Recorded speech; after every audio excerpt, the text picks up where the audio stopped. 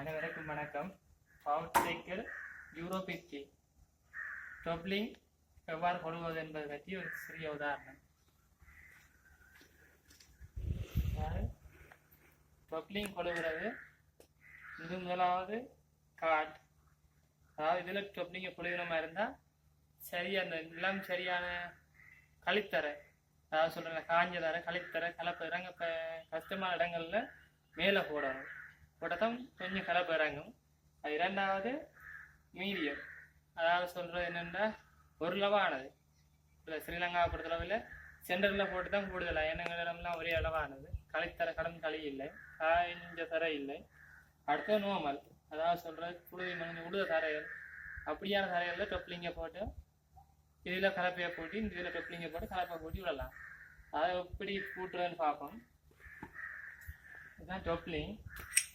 இது பின் இன்னொரு காட்டில் போடுறேன்னா முதலாவது மேலானுக்கு போட்டால்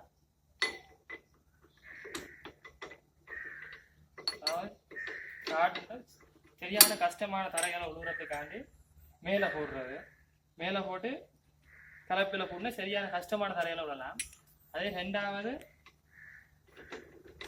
ஓரளவான தரைகள், அதாவது உள்ளவங்க கணக்கான ஈரமான கணக்கான பருவமான உலக உலகத்துக்கு ரெண்டாவதுல போட்டு ஓட்டையில் போட்டு நான் உழலாம். அதே மாதிரி மூன்றாவது ஓட்டம் என்பது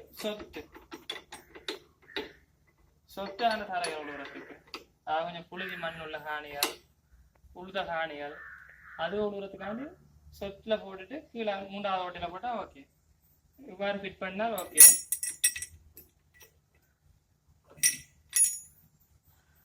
அதை பின் போட வேண்டும். பின் போடாட்டி பின் விழுந்து விழுந்து.